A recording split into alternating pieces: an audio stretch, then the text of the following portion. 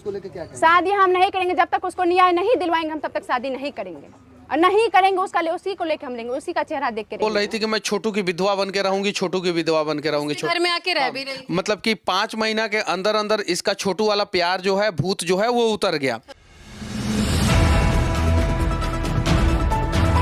अभी तक की सबसे बड़ी खबर निकल कर आ रही है कि छोटू के आरती ने कर लिया है दूसरी शादी।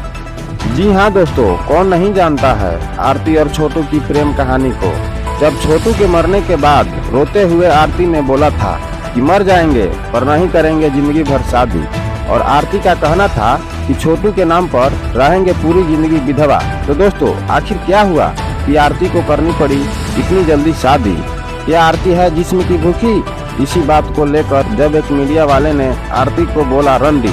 तो दोस्तों क्या है खबर की पूरी जानकारी बताएंगे इसी वीडियो में। उससे पहले अगर आप चैनल पर नए हैं तो वीडियो को लाइक करके चैनल को सब्सक्राइब जरूर करें। तो दोस्तों आइए बिना वक्त गवाए वीडियो को शुरू करते हैं। तो दोस्तों जानकारी के लिए आपको बता दूं कि आरती ने छोटू के बड़े भाई मनु से कर लिया है शादी। जी हाँ दोस्तों, आपने सही सुना, ये वही आरती है जो छोटू के साथ ही मरना चाहती थी, लेकिन अब मना रही है मनु के साथ सुहाग रात। तो दोस्तों आपको बता दूं कि जब यह खबर सोशल मीडिया पर फैला तो बहुत सारे मीडिया वाले आरती के घर जाकर उनका इंटरव्यू लेना चाहा। उसी दौरान जब एक मीडिया वाले ने बोला नहीं करनी थी आपको शादी, आपने खुद कोर्ट में कहा था कि हम छोटू को न्याय दिला कर रहेंगे। तो अब क्या हुआ आरती, तुम छोटू के प्यार को भूल गई? इस बात को लेकर मीडिया ने आरती को बोल दिया रंडी और दी गंदी गालियां। उसी दौरान हो गया बड़ा बवाल। आरती के पति भी मनु मीडिया को देने लगे गंदी गालियां और मच गई अपना तफरी।